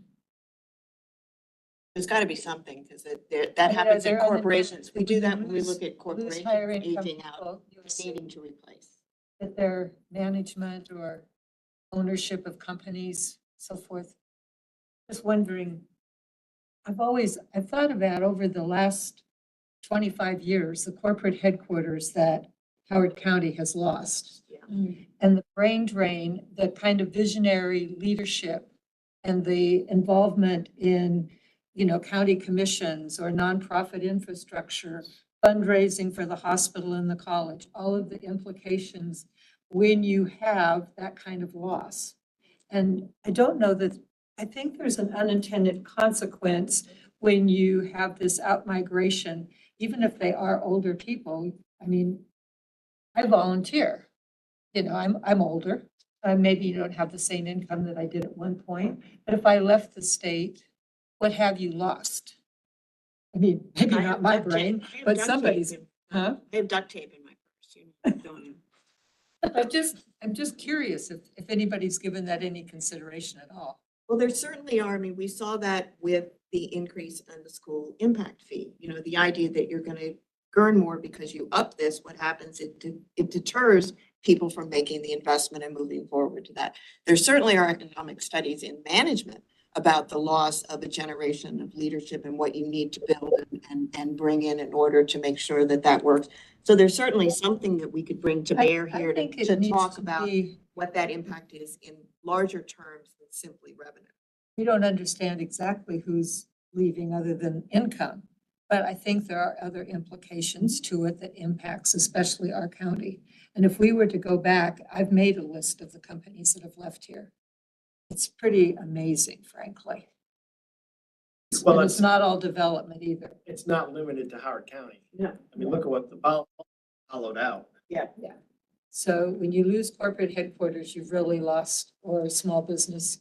Right. Richard? Yeah, I don't know any studies that kind of look at this at the county or even state level, but we are losing, we're losing not just high income, we're losing educated and we're losing That's- professional workers. That's what I'm saying. That's it. So that's all been pretty, That's brain drain.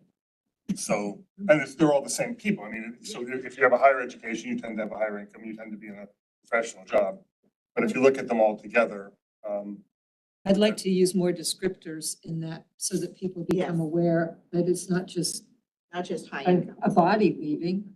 That body has assets to it. Steve, did I see a hand or hear a voice? Yeah, threw my hand up. I was just going to say a couple of things to Ellen's point about the impact fee. I think that is a prime example, Todd, of what you talked about with cross purposes, because at the same time we raised the impact fee, we also put in a more stringent, I'll call it AFFO. So it was saying to your developer, we're going to charge you more to build something that we're not going to let you build in the first place. So, that's kind of an example of where your cross purposes come in.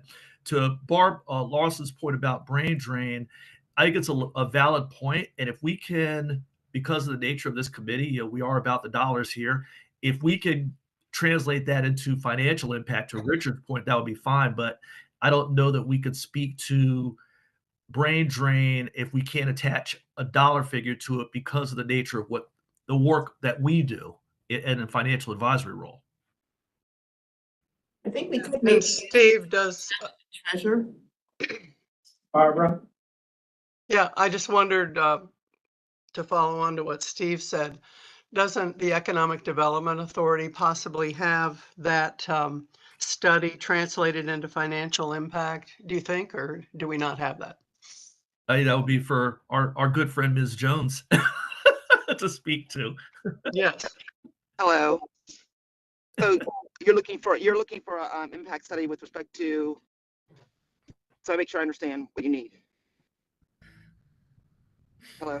With respect to what we might call our soft skills, which they're not, they're really our assets, is people. Right. So brain drain, leadership drain, corporate drain. I'm quoting from Barbara Lawson. Right. We don't have I mean, we could probably do an analysis. I don't know, we had that study right now, but definitely we could do an analysis on that. Yeah, if we had the money, I would support the general sense I'm hearing that this would be an important study. And then Jennifer, do you have the list of companies that have left? I mean, you have that analysis probably for our county sustainability. You probably have that, right? We do have, we can get that information together. Yeah, counties that businesses that have left, or you know, businesses that have significantly downsized. We have that. Yeah. And again, I just want to say I'm totally supportive of the Economic Development Authority's efforts as one of the pathways to our future sustainability in this county. I think I think the sky's kind of the limit. So thank you, Jennifer. I'll make one warning, Simon, doing that kind of a study, having just done it for the state. The data that is publicly available, the public use microsample from the American Community Survey, sample size is way too small for Howard County to say anything meaningful. All sizes are small at the state level, so it'd be very hard to do. There could be a lot of implicit error in it. So you end up with things that just don't make sense. It would show something, but I'm not sure what it would show would be remarkably accurate. Not all data should drive anything. Yeah, it could be just I mean, and getting trends are always important too. So you're right, it might be too small of a size, but you know, trend analysis might be good for something like that, just so you can see directionally what's going on. Sure. And Josh, are you still there? I think I saw something, you posted something? Yeah, I was just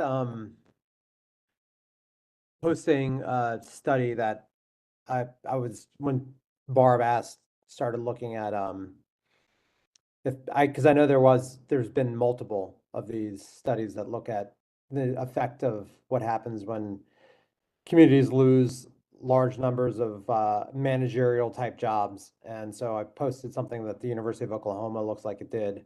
But, you know, I worked for a long time for a member from outside Detroit and during the financial crisis. And just what gutted the community was the loss of white collar jobs, and not just the blue collar jobs that, you know, hurt the factory life of Detroit when there was the financial crisis, but it was also, you know, GM cutting half of all the white collar managerial jobs and what that did downstream to all the community philanthropies and what it did to the school system. So there's plenty of studies on it. I think we don't have to recreate the wheel here. A couple thoughts here. I mean, huge challenge for Howard County is that the major corporate headquarters, they want campuses. They don't want just a building, and we don't have the land to give them a campus. So it's really hard to find anything that's going to be suitably sized to attract major corporate headquarters is a big challenge, which may push us more in the direction of trying to become, you know, openly more entrepreneurial and startup rather than large, because I don't know that we can compete for the large. But it's also we're not in control of what makes the region attractive to locate 5,000 people. You know, we can do what we can do. We can have a good school system. We can be near an airport. We can be near a highway. But when it comes to what the various states are offering, how easy it is to set up to do business. That's why I think when Jennifer was presenting, I said, ask the question about what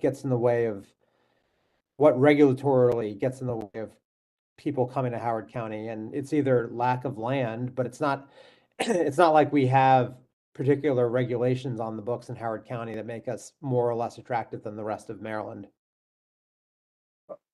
I'll give kind of a good news, bad news on this one. Maryland is shedding corporate headquarters. We have, I don't even remember how many we have left, 3 of Fortune 500 companies. Yeah, we're the sixth worst state tax climate, according to Tax Foundation, soon after this to be worst. So we're now going to be in the top 5 tax hells of Top 5 of the worst. no, it's an article every year. What are the tax helps? So we've just been under it. We've also just passed River's Edge. We're about to pass River's Edge reporting, which is, Water's Edge reporting, which affects corporate taxes, which affects corporate tax locations, which is correlated with slow state growth. So on the corporate headquarters, Maryland has been losing them for years. On the good side, with the whole gateway complex, where the corporate real estate is, in my opinion, going very strongly is towards innovation district kind of mixed use developments, which is Howard County hasn't had. We've had downtown, but we have more traditional science and industrial parks. We haven't had these kind of mixed use innovation spaces, which is what explicitly Gateway is. So catching those middle tier of firms like we did with cyber, is very appropriate and very possible in the county. And the county was doing quite well for a while with getting the NAICS codes for corporate headquarters and back office operations, but has kind of tailed off in recent years, probably more driven by state issues than implicitly county issues. And the Gateway project, I think they've settled on what they think their recommendations are going to be. But it's a long way out. It's incredibly complicated. You can imagine, 1,100 acres and 80 owners. And you've got undeveloped parcels, you have developed parcels with empty buildings, you have developed parcels with occupied buildings, you have parking lots everywhere. It's really I think it would be complicated to do Gateway if it was a greenfield. Gateway with, 80 property owners, it's extremely challenging. So it's going to take some time. And it will be largely at the county level. The vision will be, this is what we envision Gateway to be, but the county can only do so much. I mean, they can rezone individual parcels in accordance with the new Gateway master plan. And I think that's the strategy. And then just, unfortunately, you end up just kind of sitting back and letting the new zoning then drive what happens there. Go ahead. In a positive supporting of this sense, look at what RT Research Triangle Park is doing in terms of changing its patterns of development to exactly what Gateway is trying to do. Plus, in a soon to be released study of the state's economic development strategy, the state has its, and I have one that I produced, which will be released, kind of talking about this whole idea of bringing together the Baltimore, Washington areas together, kind of Research Triangle Park as a model. You look at a place you want to stick something like that, Gateway isn't a bad location. It's a great spot. But it also doesn't have a large academic support piece with Research Triangle Park has.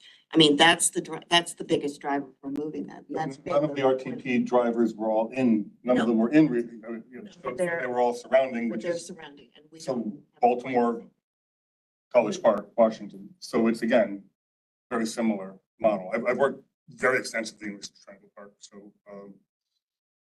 for anybody that's interested, I mean, the Gateway Master Plan Committee has been meeting for the better part of a year. You can jump online on the county's website, take a look at where that stands. We've been talking a lot about it in AFFO, and I've just said, look, I've sat through all the Gateway meetings, and if there's one student that gets generated from Gateway before the next master plan, I'd be shocked. It's a long way off.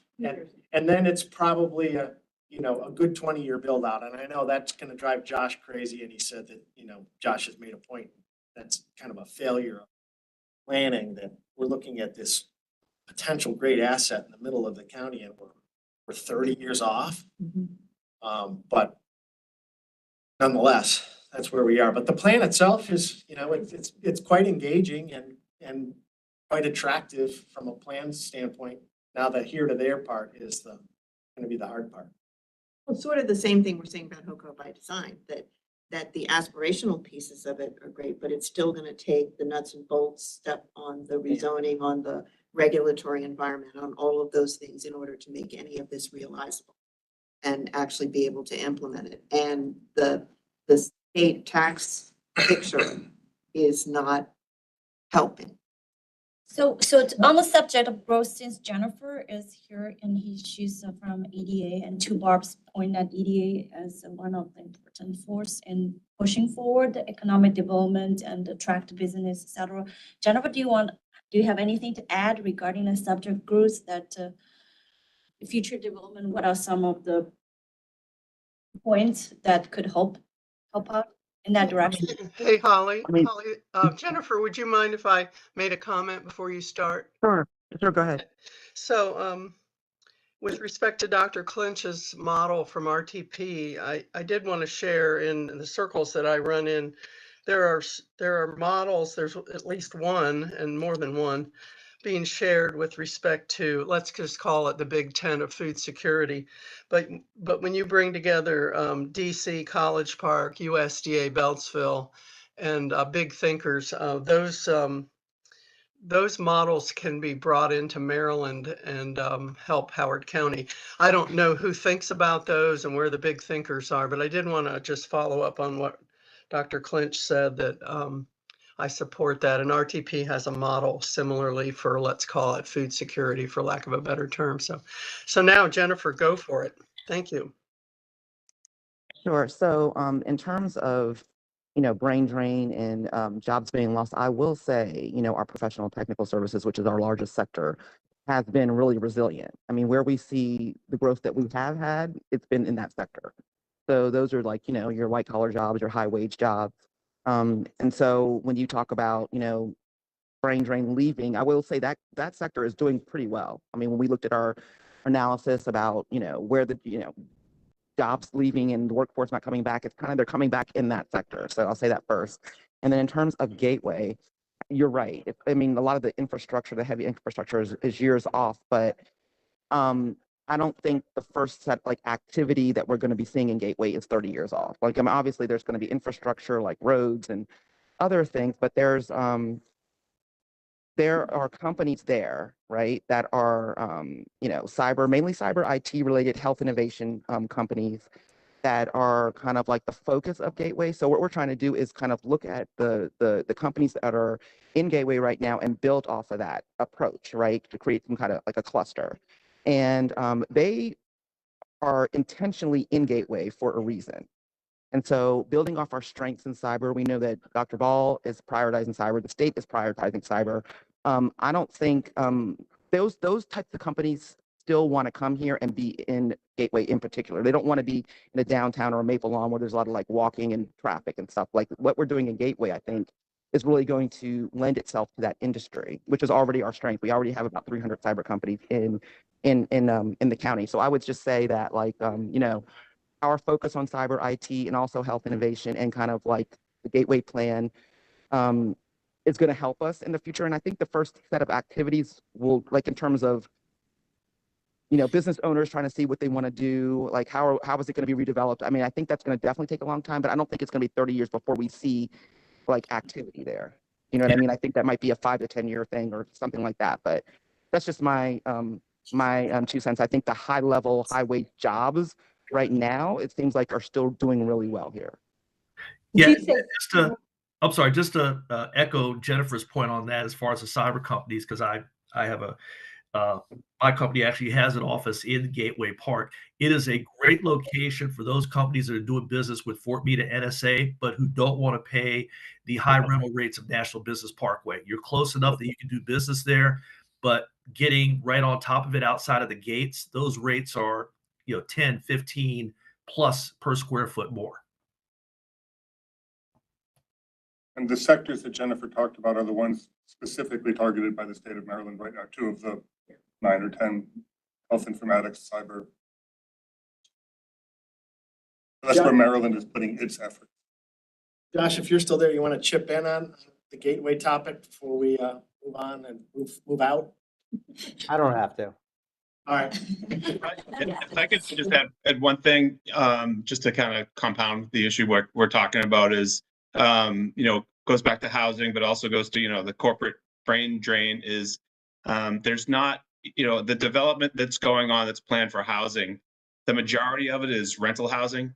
So a big issue, I think, in Howard County is there's, no path to ownership for, a generation coming in that, they initially come in professional jobs, they want to stay, but then they look around, they can't afford to own a home or own a property. And I think that helps to kind of, have them migrate out. I think that has an effect on the school system because you have a more transient population. They're not as invested in the school system, they're not invested in the community. So it's a big issue, but I see most of the development is focused on affordable housing, which is great. There's a need there. But what is that path to ownership to keep professionals here, those high income earners? And that's what makes the corporations come in too, because they have that kind of brain trust in place. But there's not a lot of talk about this path to ownership. So hopefully in the future, this is something, Howard County would consider more. Well, for what it's worth, that's part of the gateway plan. There's a lot of vision in the gateway plan to deliver that kind of entry level purchase housing, which has not been in the county, obviously, but with kind of new things. All right, what does the zoning need to look like? What do the setbacks need to look like? Do we have, quadplexes, stacked quadplexes, that offer much less expensive ways to own a home, to own a first home in the county? And a lot of that is actually contemplated in the gateway plan, if we can get there. Well, I agree. We've seen that. And I can tell you, just in Columbia as a microcosm, developers, they don't want to develop land and sell it. They want that lease revenue over time. And I think we're seeing more and more of that. And yes, they say they're planning that and they'll provide some of it, but the majority of the housing will be rental housing.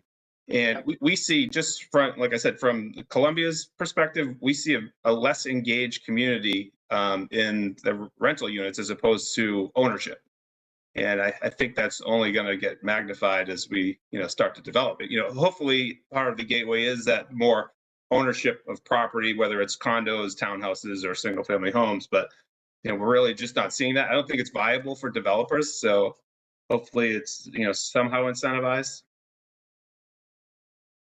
Yeah, multi-story, multifamily for sale is a very tough market.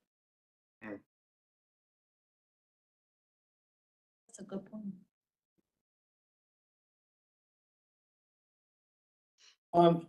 That's all we have. Is there anything else we want to cover? We need to vote on. Do we need to vote on this number 4? That these are points we want to make and they can be fleshed out. Yes, I guess we can. Just very briefly on where we go from here. I'm willing to move that we accept the bullet points made in number 4, that these are areas we want to address and fill out within the report. Second. Okay, we have a call for comments. Anything? Do we need a separate vote to bring up the issue we brought up last year of needing more than this period of time? It came up earlier. I just it feels more like a recommendation that we throw out there. Richard, I don't know if it's a votable thing. I mean, keep me honest there, Todd, but I think it's just something we put in the, it's probably something we can put in the report. And as we're voting on the report, that'll just be in there. And if anybody wants it out, we can get it in. That's exactly right. That's what I was going to say is that so the next, well, let's vote on this first. Yeah, let's vote on this. These are points directly related to the report, not to the operation of the committee. Yes. Dr. Clinch? Yes. Ellen? Barbara Glenn? Yes. Steve Hunt? Yes. Dr. Arani? Yes. Amy Jennings? Yes. Barbara Lawson? Yes. Sean McKim? Christy Simons absent, and Josh Zucker. Yes. All right, next steps. So the drafting committee met earlier this week, and that's where we kind of got our starting point for today's discussions. We're meeting again tomorrow morning. We'll be starting to kind of flesh things out. When are we trying to get, Holly, a first draft for review? I think, well, ideally, I don't know if it really see how everything gets drafted in time. If we can get it, I think we should at least give a few days for in advance for the full committee to review. So if there are any feedbacks that could be incorporated, because we probably only have one big full committee meeting on the 27th on that. So we should at least give people a few days so we can incorporate whatever feedbacks. So ideally at the last meeting, mostly just yes or no, rather than at that point do lots of. So our last meeting is 2 weeks from 27th, today. yeah. So We were gonna talk to the Dr. Ball on the 25th, perhaps? Yeah.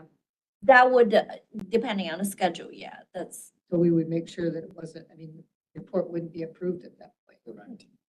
Not necessarily, because that's not a formal delivery report. Formal delivery just a report is briefing. due on March 1st. That was just briefing like what was planned to be in the report. That's not the final report delivered. So can we commit, do you think, as a writing committee to have a draft a week from today, So like, a week from tomorrow? Why don't we say the end? yeah, at the end next of week. next week. We'll distribute Yeah. that. Because Monday's a holiday, I'm just saying. Yeah, Right. at the end of next week. I think End of that would next be week. good. Yeah. Shoot I'm for gone that. for 3 days next week. Oh. Well, our deadline's not changing, so. I would say no later than end of next week, including maybe the weekend, depending on, Yeah. sometime the fine tuning. We the do that, yeah. wordsmiths, Yeah. depending how big the report is there. So really then Monday. Monday, why don't we say a week from Monday? A week from Monday, we'll try to have a draft for review for the committee. And then we'll solicit comments. Give you all a couple of days, solicit comments, and then try to Incorporate them. incorporate what we can. And then have a Vote on it report quickly. for voting 2 weeks from today. Yeah. Yeah. Okay. All right, move to adjourn. So moved. Second? All in favor? Thank you. Aye. Thank you. Nobody in my experience has ever refused to. I'm just saying, adjourning by consensus is the easiest. Thanks, everyone. Bye all. Stay. Opposing us when Steve was chairman. Yes. Did he try to keep